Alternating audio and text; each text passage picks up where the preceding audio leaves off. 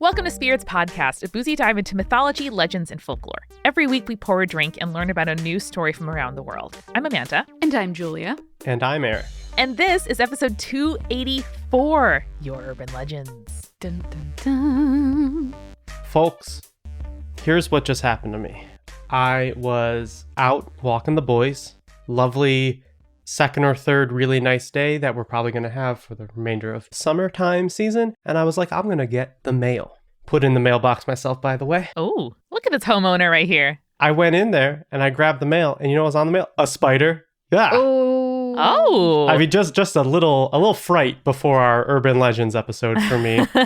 A little friend. Then I was like, how do I get, because I was holding a leash with one hand, I'm holding the letter with the spider on it in another. I was like, what do I do about this situation? I finally was able to fling it away, but I mean, I almost died pretty much. He was just saying hi. You're so brave. Just a little spider friend. It was like a yellow spider too, like a spider that I typically don't see around here, which is what made it all the more scary. He's just a friend. He's just a bright friend. That would definitely surprise me, especially a spider that is not black. Mm-hmm. I definitely see you being surprised, but I mean, Eric, it's a nice little like jolt to your day, a little like caffeine in the veins, a little fight or flight to really just like get the synapses open. Yeah. I mean, the thing that was concerning is it's a closed mailbox, so he got in there somehow. Maybe he came with the mail. Maybe someone delivered a spider to me as a threat.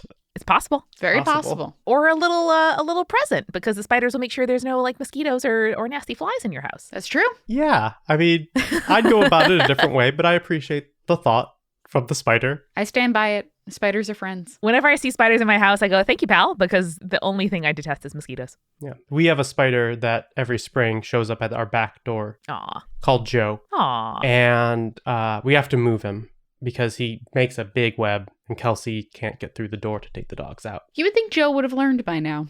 Right? I mean, we kind of call all breed of whatever this spider is Joe. So it could be a different guy. But they're all Joe. You would think that they've like created some sort of like living memory.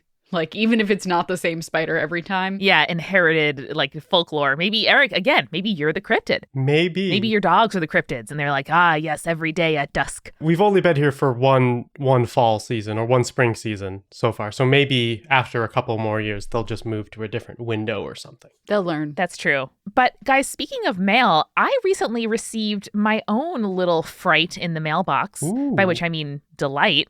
And it's a handwritten urban legend. Wow. Ooh, they did it. Coming through. They did it. This is from Sadie Ray, who wrote us a lovely letter, a couple of necklaces, and I'll show this up to the camera. There is in the corner of this letter a recommendation corner.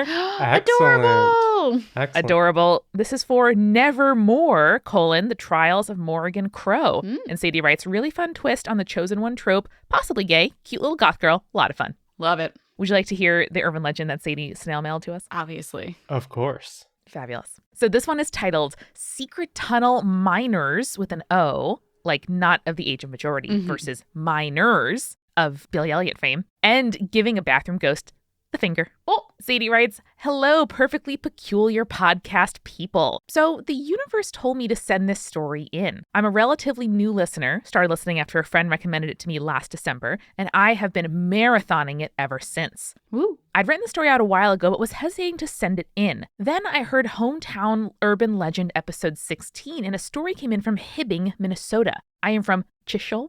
I don't know how else to say it. Chisholm, Minnesota. Chisholm. I'm trying to say it in a Minnesota accent. I have it. Okay. The next town over is the point. So when I heard a story from Hibbing, that small town rivalry center of my brain exploded, particularly when in the same story, Eric made a Field of Dreams reference, which is what Chisholm is known for. Oh. Parentheses. Doc Moonlight Graham is from Chisholm. And I'm so sorry. I'm just committing to the way I'm pronouncing this. Guys, this word is in this paragraph like 20 times. Oh, no. They kind of go to that town in the movie, or at least a very nice New England looking town that they call Chisholm. I took it as a sign that it was time to send it in. Context. As the Hibbing listener said, we are in the middle of iron country. So our whole community was built around iron mining. If you know anything about mining at all, you probably know it's dangerous as fuck, particularly 100 years ago before companies had to take accountability for their massive worker death toll. So the early history of my town basically consists of cave-ins, mines flooding, workers suffocating, and people blowing themselves up with dynamite. As time passed and the miners began to unionize, the mining companies finally figured out that if half their workers were dead and the other half refused to work, that jobs that could make them dead, things would stop being awesome for the mining companies. As a result, the companies began to negotiate with a large group of mostly immigrant workers. After pesky things like safety standards and livable wages were taken care of, miners demanded that companies, quote, build their children a castle to go to school in. Excellent. A castle? Well, as a result, our public schools are fucking epic. We got 2 massive stone buildings with marble floors, sweeping mahogany banisters for every staircase, a giant theater with old school Hollywood-seeming satin chairs, full orchestra pit, a hand-carved proscenium arch. In short, our schools were impressive. We only had 2 chandeliers in ours. But you know what? Hibbing, 6 chandeliers is overkill. Yeah. Unions get shit done. Unions get shit done. I also, in my mind, want to pretend like, yes, the unions get shit done, but at the same time, I really like the idea of like, we went to the house of one of these rich guys and we just took it. And now our kids go to school there. Also good. I know. Really good. The high school was the more impressive of the 2 buildings, but right across the courtyard was the middle school. It was 3.5 levels if you count the basement, and was connected to the high school by a tunnel running under the ground, presumably so students could travel from one building to the other in the winter without going outside in negative 20 degrees Fahrenheit weather. Yes. I don't care what the tunnels were made for. They're still creepy. We could probably have a whole spin-off podcast about urban legends surrounding schools with tunnels. I think it's just a good practice not to build tunnels in your schools. I'm just going to go out there and say it. I know it's cold up there. I get it, but no. Be like Minnesota, make sky bridges. Oh, but the sky bridges, there's a whole thing about sky bridges being evil as well. So Yeah. Here's a question. Okay, so for anybody who grew up in a warm place and you have those outdoor sort of like breezeways, you know, or like covered pathways that connect your school buildings. Mm-hmm. As kids in New York, it was so exotic for me to see, you know, stories set in Australia or California or Florida, and the idea that people would have like multi-building school campuses that they could just kind of walk between buildings. Are your breezeways haunted? Does this extend to non-enclosed spaces, or are we only talking about hauntings in tunnels and sky bridges? Here's the problem, Amanda. When they're enclosed, they keep the ghosts in. That's true. That's true. A breezeway got lots of healthy movement for like germs and also spirits. Worth looking into.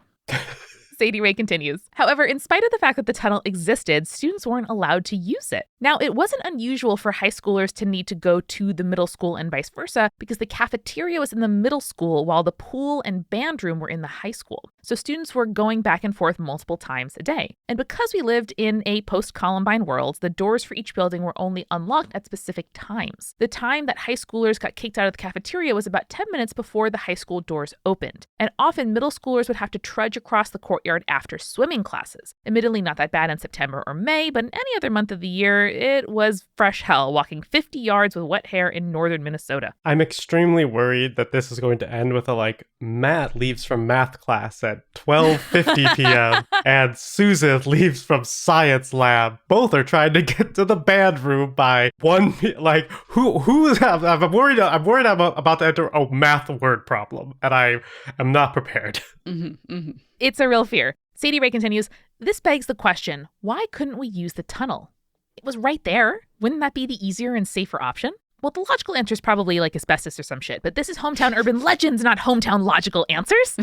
So clearly, the tunnels were haunted by vengeful miners. I do like one episode of Hometown Logical Answers where we just solve a bunch of the problems for real this time. I would find that very delightful. So if anybody has would-be urban legends that have a logical answer, go ahead and email us, spiritspodcast.com/contact, and make your subject line Hometown Logical Answers. It would be an excellent episode for a potential, maybe, month of hometowns that we do a second time. Maybe. I don't know if you guys like enjoyed that when we did that last January. Who knows? But I don't know. I think they might have been into it. You might have been kind of into it, and maybe we should do it at like a spookier time of year. Who can say? Yeah, maybe one of our hosts is like having a big life event in October, and we need to like get a bunch of episodes recorded in preparation for that. Maybe we would do it then. Who can say? Hard to say. Who can say? Clearly, the tunnels were haunted by vengeful miners. And don't you know the amount of fourth graders who broke into the tunnel when no one was around? No, totally, they swear. Fourth? Yeah, hold on. They're middle schoolers or fourth graders? No. Too young, right? Too young. I'm just impressed they're breaking into to the place. Yeah. I'm less concerned that they're in middle school, more concerned that they're the ones breaking in. Like, you told me 10th graders? Of course. But, I mean, okay, so let's see. Because this is the story now, right? There is never really consensus as to what the tunnel itself looks like. Sometimes it looks like just a basement, according to these 4th graders. Sometimes it looks like mine shafts. Sometimes it's as legit as an Indiana Jones cave. But one thing is agreed upon in all of these stories.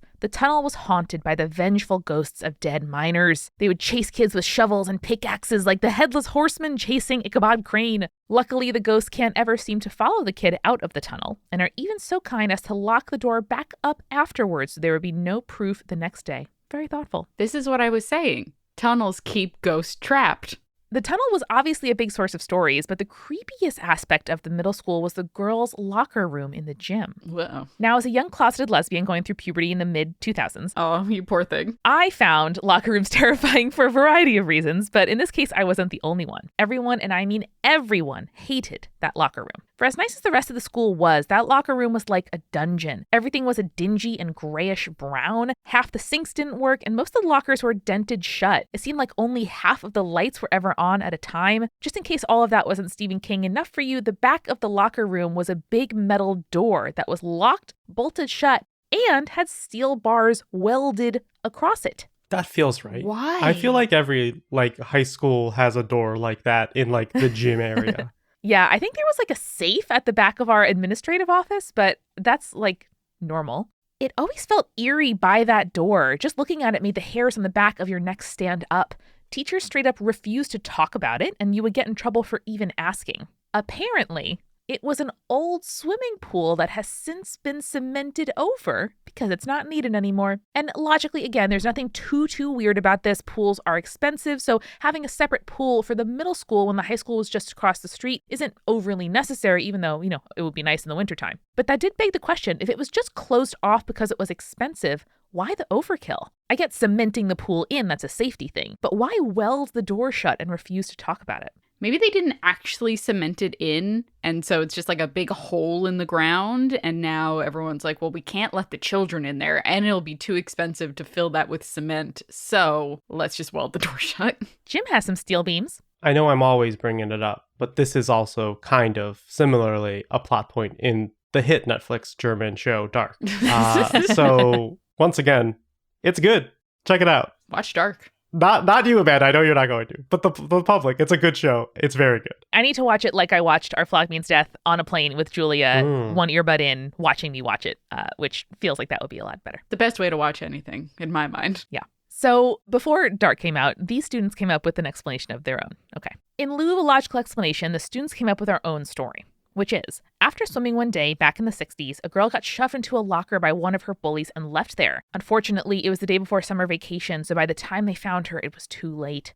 As a revenge, she started drowning children until the principal had no choice but to close the pool. Oh, no. Very good. What a good kid urban legend. An extremely not logical answer to this one. Extremely not. Yeah, as we all know, when summer vacation starts, no one goes to the school for 3 months. And if a child goes missing at school, they wouldn't check the school. Terrorized and yet satisfied with this explanation we came up with, most of us made the logical choice to avoid the locker room at all costs. Unfortunately, this was the only bathroom in the basement, so if you had to pee during lunch or gym and couldn't hold it, then you had to go in there. Murder ghost or no murder ghost. I don't know how much I actually believed in the ghost until the thing with Angel happened. ... Uh-oh. When I was in 4th grade, my friend Angel had to use the locker room bathroom. She went in alone, which is mistake number 1. Always bring a friend to the bathroom with you. True. A few minutes later, we heard a scream.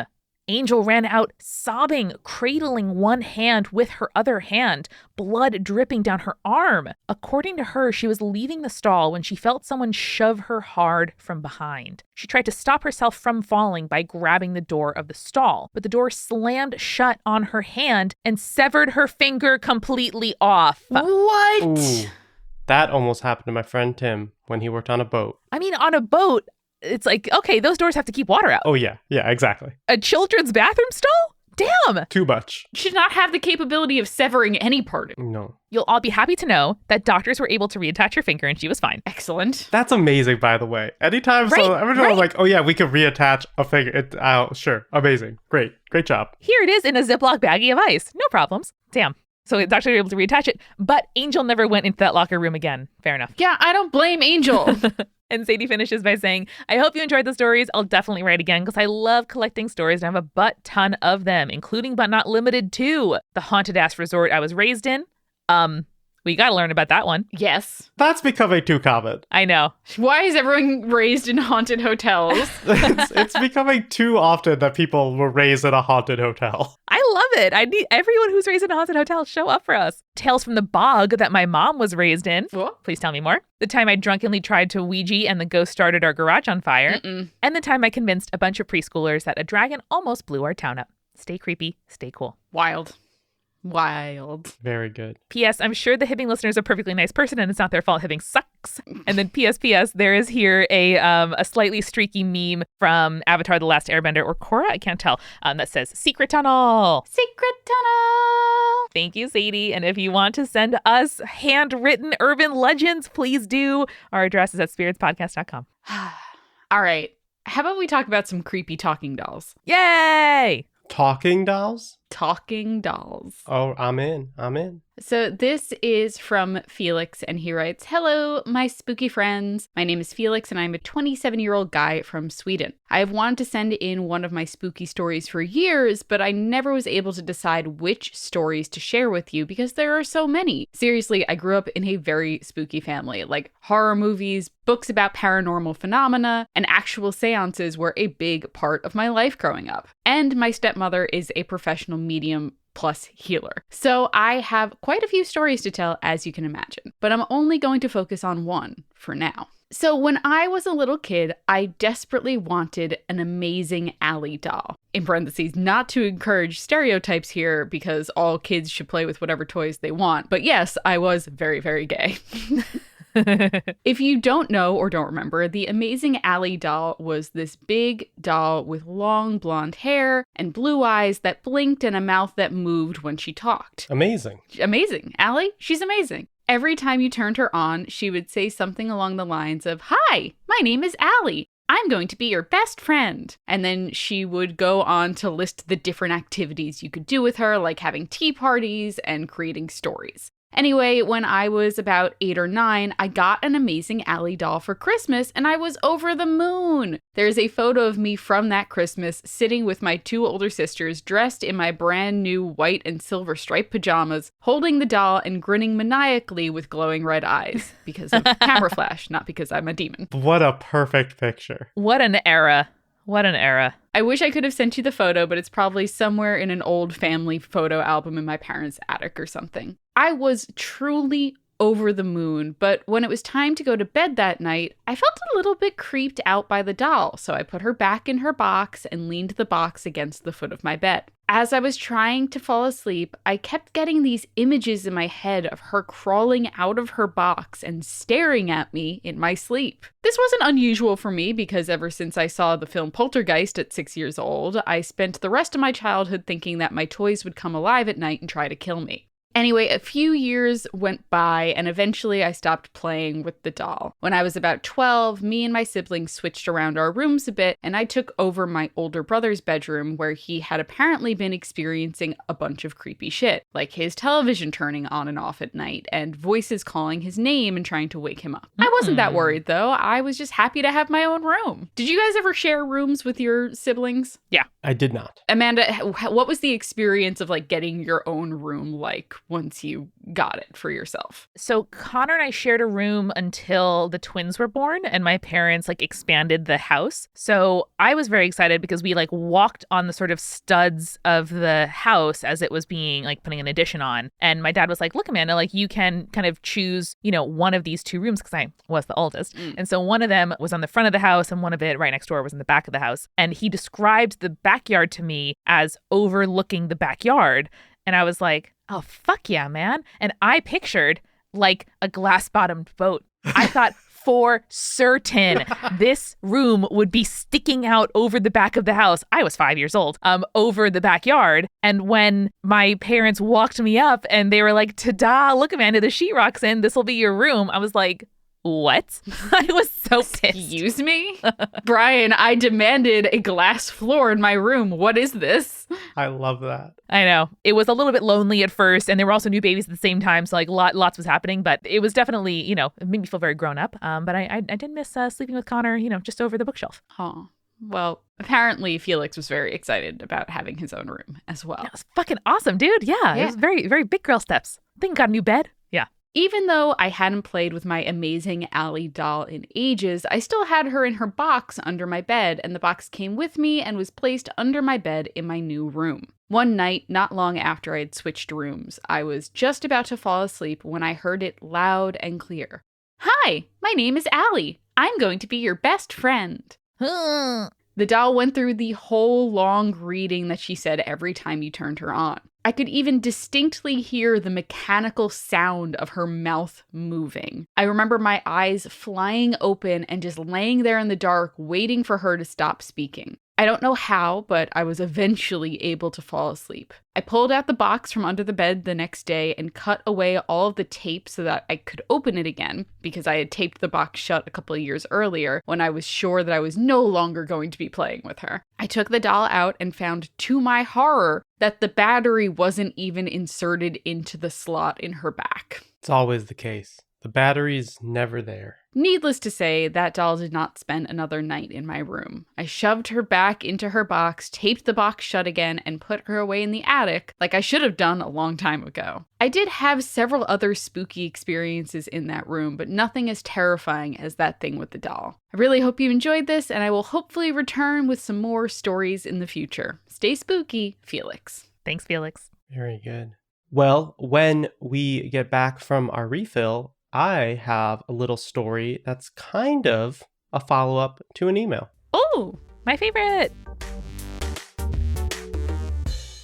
Julia, it's the refill. Oh, hey, what you got there in your hand, Amanda? Is that a cocktail? Sure is. I got a curly straw just for fun. Ooh, I love a curly straw. I like the ones that pretend to be glasses and then you put it in your mouth and you sip your cocktail. Oh my God, so cute. Welcome, most especially, to the curly straws of our hearts. Izzy and Caitlin, welcome to the show. Thank you specifically for becoming our newest patrons. You are the lifeblood, the stuff that lets us keep making this podcast as a career, and we super appreciate it. You're the mixers for our cocktails. Otherwise, they wouldn't be cocktails. Oh, and you know who's the herbal garnish that really just makes a drink for me? Is that our supporting producer level patrons? Yes, Alicia, Ann, Fruity Chick, Hannah, Jack Marie, Jane, J. Bay, Jessica Kinzer, Jessica Stewart, Kins, Lily, Little Vomit Spiders running around, Megan Moon, Phil Fresh, Captain Jonathan, Malachi Cosmos, Sarah Scott, and Zazie. And of course, Julia, we have our legend level patrons, the premium garnish, if you will, the tiny cheeseburger on top of your Bloody Mary. Ariana, Audra, Bex, Clara, Iron Havoc, Morgan, Mother of Vikings, Sarah, and BM Yep Scotty. I would pay $20 for their cocktails. Me too. And if you would like your name read out, if you would like to support this independent podcast that hopefully you really enjoy, go to patreon.com/spiritspodcast. Now, Amanda, people really enjoyed this independent podcast, but what have you been enjoying? What have you been listening to, watching, reading lately? So, Julia, you know very well that when you make podcasts, it kind of changes the way you consume podcasts, because you listen to them and you're like, oh, what are the choices that they're making? Who is this person? What microphone are they using? You really have a sort of insider industry sense of what it is. And I recently had the weird experience of I was sick and not able to engineer for an episode of This Is Good For You, which is a podcast that Multitude makes in partnership with Nicole Perkins. And so I got to, for the first time, listen to the podcast as a podcast without being there as it was made. And it was so good. It was an episode with one of my very favorite people on the internet, Grace Bonney, talking all about bird watching and why bird watching is good for you. And Nicole famously hates birds. And so doing an episode all about bird watching, Nicole's mind was kind of changed. And it just reminded me that this is a great show and I love it. And she just put out an episode 2 weeks ago all about the anniversary of the show, where producer Eric Silver interviewed her about making this podcast and what that's been like for over a year. So it's a really good podcast and you should listen to it. It's called This Is Good For You. Heck yeah, I love that. One of the ways that I also consume podcasts nowadays is by editing podcasts. And one of the shows that I want to tell you about from Multitude this week is Queer Movie Podcast, which I edit. Woo! It's so good. You do such a good job. Thank you. Well, you know what? Listening to Rowan and Jazza, the hosts, is so delightful and so enjoyable that it makes my job easy. Basically, it is a queer movie watch party. They research and rate their way through the queer film canon, one genre at a time, anything from rom-coms to slashers, black and white classics. It is a celebration of all things gay on the silver screen, and new episodes are every other Thursday, so check them out. They are the Queer Movie Podcast. And finally, before we get to our sponsors for the week, we also want to let you know about an exciting merch drop. So our Spirits Tarot cards have been reprinted. They are back at it. They are back on the website. They are available for pre-order. So if you want a reprint, it's the Major Arcana. They are beautiful. They sold out so quickly last time, so we were very excited to be able to bring them back. So grab your pre-order now and you'll get an email when they ship. Go to spiritspodcast.com/merch, where you can also see the first of our monthly stickers. So Zoe Polano Ryder, our fabulous merch contact who designed the tarot deck, has made some adorable versions of cryptids, and we are going to be releasing them as stickers one at a time, where just like a cryptid, you have to kind of cite them, then they're gone. So the first one, it's Mothman. I mean, what else could it be? It's adorable Mothman, and you got to check him out. spiritspodcast.com/merch. Amanda, I know that you were one of millions of people who became very interested in baking bread over the last couple of years. It's true, Julia, but I have limited myself to quick breads. I am not yet advanced enough of a baker to do yeast breads, certainly sourdoughs, or to take care of another thing. A starter is tough. Yeah, no, sourdough starter really, really intimidates me. And while I love the bread I can get from my supermarket and stuff, I wanted better bread and I didn't want to be responsible for having to make that bread. And I was so glad when Wildgrain appeared on my doorstep one day like magic. And Wildgrain is the first bake from frozen box for artisanal bread. But they don't just have bread, they also have rolls, pastries, handmade pasta. It is so, so good. I had their blueberry biscuits the other day and it made my morning so much better. I was like, oh, I want to start every morning with these warm, delicious, buttery blueberry biscuits. I super do. And here's how it works. You sign up, you choose which type of box you want to receive and how often, and then they deliver for free a box of breads, pastas, and pastries with easy to follow instructions. Really, it's super easy. Every item bakes from frozen in 25 minutes or less. So if you get up in the morning and you're like, oh, I don't want to have to go through the rigmarole of making a full breakfast, it's very easy. Basically, you set it and forget it, but not really because you have delicious pastries. If you're traveling or if your freezer is already stocked, not a problem. It's super easy to reschedule, skip, or cancel at any time. And if I have made you hungry already, which I hope I have, for a limited time, you can get $30 off the first box plus free croissants in every box. And let me tell you, the croissants are extremely, extremely good. So buttery, so flaky. They're my favorite food. I love them. So you can get those when you go to wildgrain.com/spirits to start your subscription. You heard me, free croissants in every box and $30 off your first box when you go to wildgrain.com/spirits. That's wildgrain.com/spirits, or you can use the promo code spirits at checkout. We are also sponsored this week, Julia, by BetterHelp. And, every month BetterHelp gives us another kind of aspect of mental health or of life that we can talk about and focus on and sort of remind you about. And this month, that is all about burnout. For me, that often manifests as a lack of excitement or energy about the thing that I'm doing and feeling like every new thing that's on my plate, even if it's exciting, is sort of another thing for me to deal with that I would rather not have. And that sucks. And one of the things that I do to deal with that, yes, of course, I try to take care of myself. I try to, have all my physical needs taken care of. I try to make sure I get good sleep, all of that. Therapy is a huge part of how I care for myself and a sort of accountability process where I have this, hour every week where I meet with my therapist, whose name is also Amanda, and I have to be honest with her about kind of what's going on with me. And even if it's something that I don't want to take seriously or I want to brush off, because it's on my calendar, because that time is there, it really works for me to be able to tell someone who's outside of my life and just there to listen and to help me about what I'm dealing with. And this podcast is sponsored by BetterHelp. And BetterHelp is customized online therapy that offers video, phone, and even live chat sessions with your therapist, so you don't have to see anyone on camera if you don't want to. It is much more affordable than in-person therapy, and you can be matched with a therapist in under 48 hours. And Spirits listeners get 10% off their first month at betterhelp.com/spirits. That's betterhelp.com/spirits. Julia, I was recently away for a few days. You were a huge help in helping me take a vacation, which was very nice, and I want to thank you very much for it. Oh. And when I got home, I checked on my plants. I brought home the laundry I did. I had my glass of crisp New York City tap water. And then I spritzed my Blue Land all-purpose cleaner on my island and just cleaned it because I missed the smell and I missed doing it. And I love the Blue Land products so much, and their foaming hand soap that I use, and their powdery dish detergent. God, it's so good. And I am very happy to talk about it today. Yeah, Blue Land is super simple. You just buy the bottle of cleaner once, you refill it forever. No more plastic waste. The only thing you need to discard is your outdated idea that eco-friendly products have to be more expensive and less effective. Yeah, they're beautiful glass bottles. And then the way that you refill it is they send you a lovely, wrapped in paper tablet that you put back in your reusable bottle, add water, shake it up, and there's your cleaning product. It is so easy. So try Blue Land today. You'll love it, and the planet will thank you. Right now, you can get 20% off your first order when you go to blueland.com/spirits. That's 20% off your first order of any Blue Land products at blueland.com/spirits. blueland.com/spirits. And now let's get back to the show.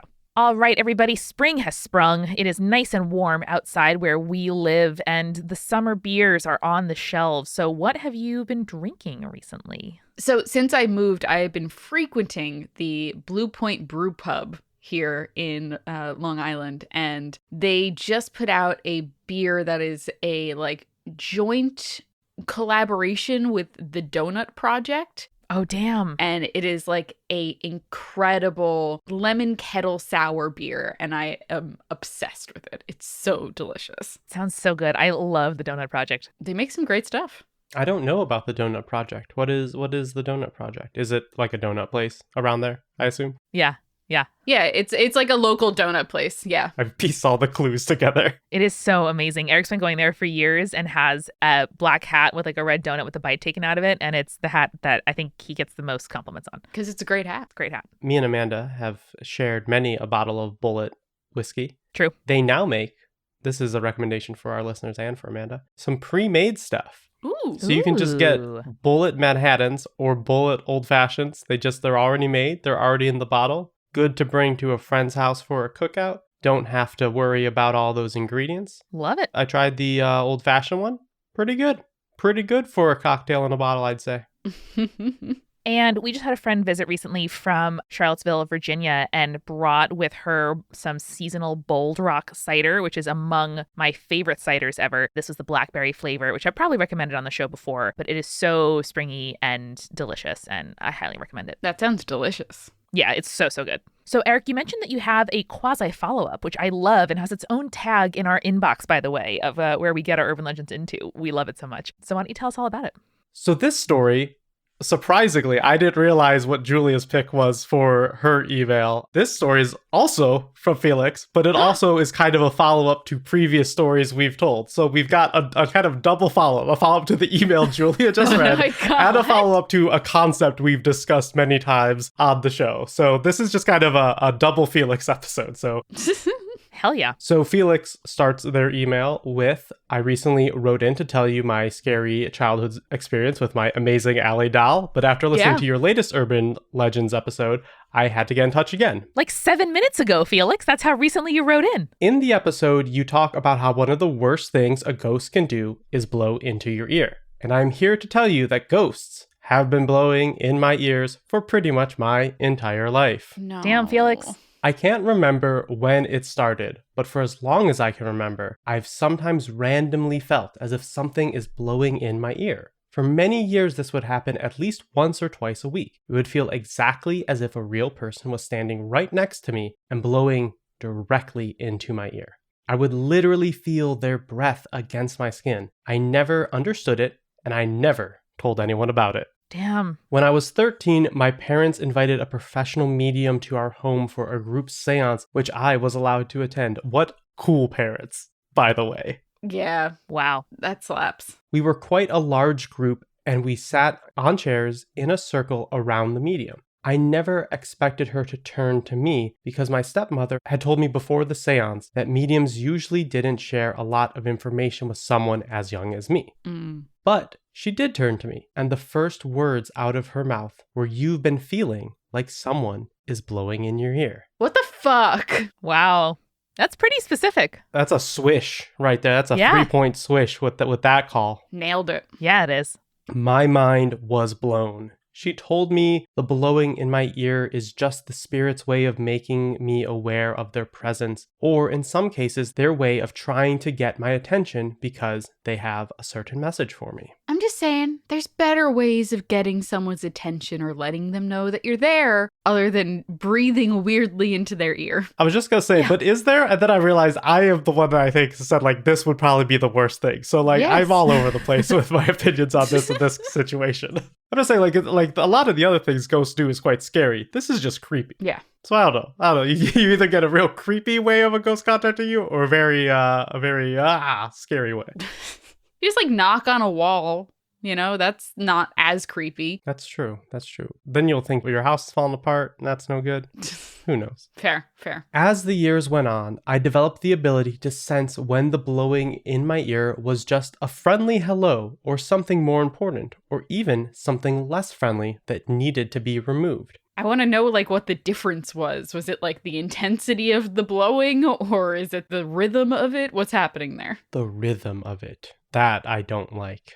I feel like maybe like the warmth, like a cooler breeze would be like a sign of something bad. And a warmer Okay. is kind of a comforting thing. I don't know. What? You're telling me someone breathing humanly into your ear is better than a chilly draft? No way. I mean, I don't know. I mean, look, I'm spitballing here. I haven't had either of these happen to me. I don't know if I prefer one or the other. Okay, ask Kelsey to blow coolly in your ear and then to like breathe hotly in your ear. One's definitely worse. Okay. Terrible. This is your homework, Eric. I'll get directly on it as soon as this call ends. My stepmom, who is now working as a professional medium, taught me how to cleanse myself and my living space. Sounds like she just told you to pick up the toys in your room. Am I right? Aw, moms. Pretty good grift, though, if you need to make your kids clean their room. Yeah. The auras in here are off. You really should put away that laundry. Exactly. Ghosts love a messy place. That's true. They thrive in chaos. So when I moved away to a very haunted school at the age of 18, I was able Felix, to keep why? myself safe and protected in my dorm room for the 3 years I spent there. Felix, stop. Probably Ohio University, as we've established, the hauntedest university in all of the states. Well, he said he was from Sweden, so probably not Ohio. You know, we got expats. Some people come to Ohio for some reason. Most people leave, but some people come here. I had so many spooky experiences at that school, but I'm just going to share one of them for now, as it feels relevant to the topic. One night, as I was lying in bed in my dorm room, I suddenly felt someone, or something, blow in my ear with more force than I've ever felt before. Imagine someone putting their mouth only inches away from your ear and taking a huge breath, and then blowing into your ear as hard as they possibly could. That's exactly what this felt like. I would prefer not to. That can hurt you. My eardrum. And it went on for about 30 seconds or so. What? What the fuck? There was a little pause in the middle, to take another breath. as whoever or whatever it was had to stop to inhale before continuing. It's a ghost though. It doesn't have to. That's tough. That's tough, guys. Yeah. I was lying on my side, leaning on my elbow and reading a book, and I immediately got an image in my head of someone or something lying behind me in my bed, leaning their head over my shoulder, and I was too terrified to try to cleanse my room though, seeing as it was in the middle of the night and no one else was awake. Which is usually when I do my best cleaning, honestly, especially when I lived alone. I would do almost all of my cleaning post midnight. Interesting. Really? Now I don't do that because I don't think Kelsey would appreciate me taking care of all of that in the middle of the night, but I always would just like not vacuum, obviously. You can't vacuum in an apartment at midnight. No. But all of my tidying, I was always in the mode to do it late at night on like Friday or Saturday nights when I was just alone in my apartment. Fascinating. That's fair enough. I was picturing like deep cleaning, but I think putting stuff away before you go to bed makes total sense. Mm-hmm. Yeah, I think the most like in terms of that stuff, I would probably like do the dishes maybe late at night. But like mostly it was just kind of like the general taking care, the laundry, that kind of stuff late at night. Gotcha. So back to the story, not to my laundry situation 5 or 6 years ago. So I waited until morning came. Then daylight and the sounds of my friends moving about outside my room made me feel safe enough to deal with whatever had scared me during the night. I would usually sit on my bed when I cleansed my room, but this time I chose to stand in the middle of the room instead. Well, because whatever it was on the bed. Yeah. I did this because I could feel that the bed was occupied. There you go. My cleansing ritual basically consisted of me closing my eyes and visualizing the room in my mind and removing any dark energies and or spirits and finally filling every inch of the room with light. As soon as I got started, I immediately saw it was lying right there in my bed. The best way I can describe it is that it looked like the red-faced demon from Insidious, only it was all black. Have you guys seen that movie? I have not. No. Insidious is very creepy. Very fucked up. I think it's in the trailer, so I think I have seen it in the trailer, but I don't think I've seen the movie, so I know what it looks like, I think. I haven't. Don't need to. Yeah, no, it's creepy. I just saw it again. I was like, it's also referred to as the lipstick face demon, which I hate. No good. That's a bad. No I mean, that's good. a great name, but it's a bad name as well. Bad. It's bad. I don't believe it was actually a demon, though. I think it only chose that appearance to scare me. I do believe in demons, but I think it's extremely rare to come across one, and hope I never do. Anyways, it took a lot of energy, but I did manage to get rid of the creature. I have many more stories to tell, as we are aware, apparently, Yep. with the supplies doubleheader from Felix. But this has already gone on long enough, so I think that is enough for now. Thank you so much for reading. Hope you all enjoyed it. Stay spooky, Felix. Oh, Felix, we did. We did. So spooky, Felix. Thank you. So we were talking earlier about people living in haunted hotels and stuff like that, but I do have one called The Hotel and the Little Boy. Oh. Okay. This is from Elliot, and he writes, "Hello, I've been listening to the podcast for a long while and love the urban legends and takes on Greek mythology. Elliot's also an archaeologist, and we asked about the different types of archaeology before in a previous episode. So he writes, so historic archaeology focuses on periods and regions with written histories associated with them and the intersections between history and the physical archaeological evidence. Other fields of archaeology include biological archaeology or anthropology, depending on where you are, osteoarchaeology, and Bones. Yeah, and paleopathology, which falls under bioarchaeology but focuses on skeletal evidence of disease, trauma, and diet, among other things. Damn. Prehistoric archaeology, space archaeology, which is the archaeology of humans in space, and anthropology, which tends to focus on living cultures and sociocultural aspects of archaeology." Fascinating. Thank you, Elliot. Thank you, Elliot. That's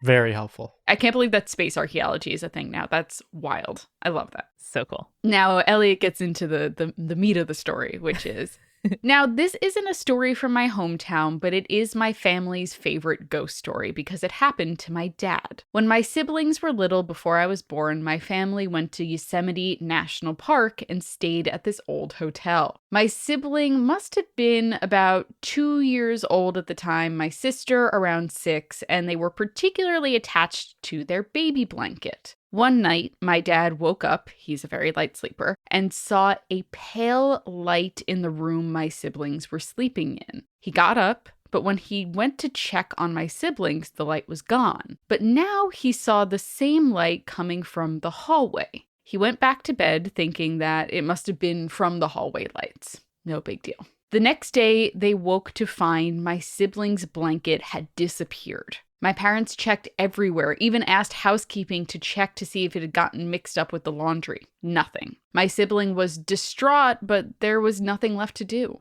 That night, my dad woke up again to see the light in my sibling's room. He got up, and this time, when the light had once again moved to the hallway, he decided to follow it, which, An interesting choice, certainly. Well, if you have a kid throwing a tantrum because their blanket is gone, I have sympathy for this one. I guess. So he followed it all the way down the hall, down the stairs, down to the lobby of the hotel. There, he found a little boy crying and holding my sibling's blanket. But when he went to comfort the boy disappeared. No! The next morning, my dad went down to the hotel concierge and asked if there were ghost stories about the hotel. The concierge looked at him oddly and said, "Only one about a little boy." Who tanks blankets? Why? Apparently, decades ago, the son of one of the hotel maids had gone missing during a snowstorm. The young boy had never been found. Once, there was a car accident near the hotel. One of the drivers had died, but the other survived. And when asked what happened, she said she had swerved to miss a little boy. Anyway, that's my story. I hope you enjoyed it. Thanks for all your hard work with the podcast. It's so much fun to listen to and always makes me smile. Stay creepy, stay cool. Best, Elliot. Right on. Very good.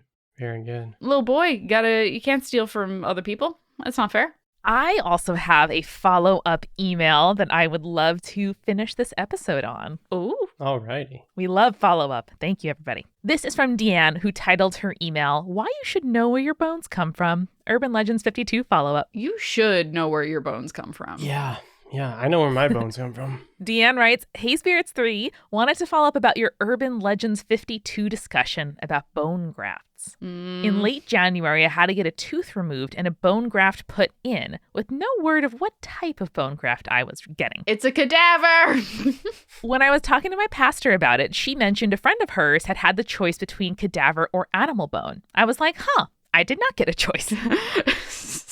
Cut to a month later, I was pretty much recovered and not thinking about it until I was filling out a survey for blood donation. No, I was not in a small European country or in the early 90s and other very specific questions like that. Then came the question, have you had a bone graft in the last 6 months? At that point, I knew I was not going to be donating blood that day because I disqualified myself. So I got referred to a staff member who asked what kind of bone graft I got. And since I didn't know, she couldn't use her nice flow chart for how long I needed to wait before donating blood. I still haven't made the time to call the dentist and ask. Not quite sure what my bone is made of. Deanne. I feel like there had to have been some paperwork where they disclosed that information, maybe. Maybe not like verbally disclosed, but I don't know. I can't say. Maybe your insurance company knows. Maybe. But like, I totally understand how you just don't want to learn. But if you want to be if you want to donate blood, you got to know. Oh, that's tough. I mean, I also just want to know in general if I've got a little bit of cow bone in me or a little bit of dead person in me. Yeah. That's the exact reason they don't tell you. Yeah, but I want to know. Because what are you going to do with that information now that you have it? That could go bad. Nothing, but I just want to know. There's some bullshit team ignorance stuff here. It's a medical miracle either way. Yeah. And we're glad you're well and that, someone's bone is helping you chew. Or something. Or something. Probably not something not that scary. Probably not something. Probably like a well-established, safe animal bone to use. If you think about teeth for too long on its own, that can get pretty creepy. Just bones in your head that let you rip things. Yeah. It's a lot. From spiders to teeth, I feel like we really have this whole episode bookended pretty perfectly. Yep. I think so. Hitting all the fears. Only thing we're missing is clowns. We have dolls, close enough. Yeah. Dolls and clowns are in the same category as spooky thing. Terrible. It's true. Well, we want to hear from you, archaeologists, librarians, miners, people who grew up in spooky tourist towns, hotels, and resorts. If you grew up in a haunted resort or hotel because your parents were trying to flip it, I specifically want to hear about that. We do. Regardless of the reason. They didn't have to be trying to flip it. We don't want to cast too narrow a net here. I don't know. Apparently there's enough. If you have been thinking about writing in with an urban legend, hey, it's me talking to you. Now's the time. SpearsPodcast.com. Amanda just turned her chair around, is facing the other way like a cool person. Hey, I'm here to tell you about ghosts and also drugs. I am wearing overalls, but not a backward baseball hat. I'll have to work on that for next time. Yeah. You'll have to work on that. Don't think too hard about your teeth, and remember, stay creepy. Stay cool.